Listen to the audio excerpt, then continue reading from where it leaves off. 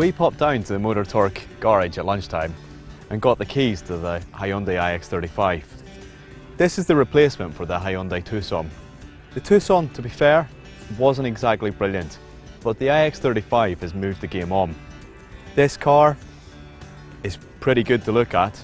Hyundai give this car a 5-year unlimited mileage warranty, which on its own is a good incentive to buy one. The ix35 has neat lines all over the design, from the slash lines right down the body to the contours that come down the bonnet to these bulging headlights.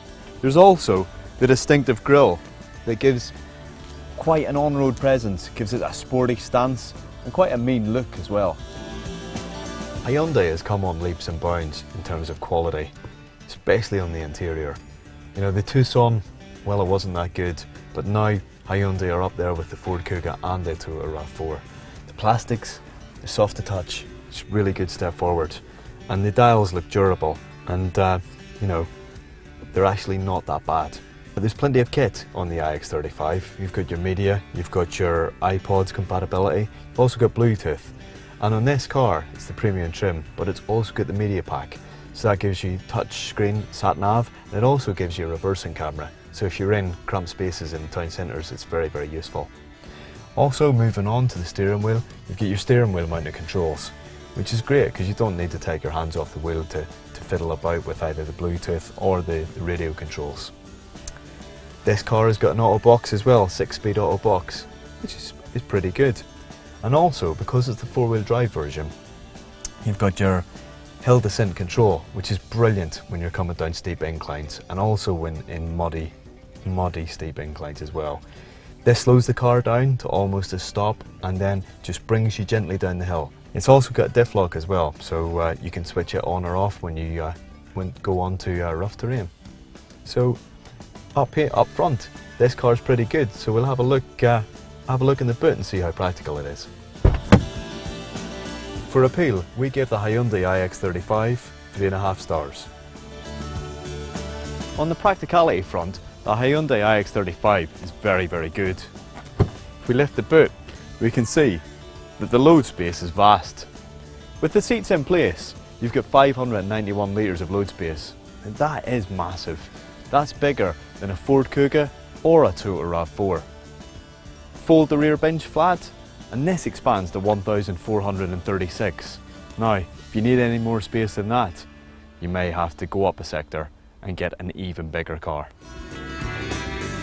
For practicality, we give the Hyundai ix35 5 stars.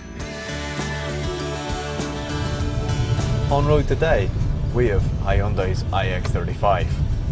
It's powered by a 2-litre diesel engine with 181 brake horsepower. It can get from 0 to 62 in 9.8 seconds, and it's got a top speed of 121 miles an hour.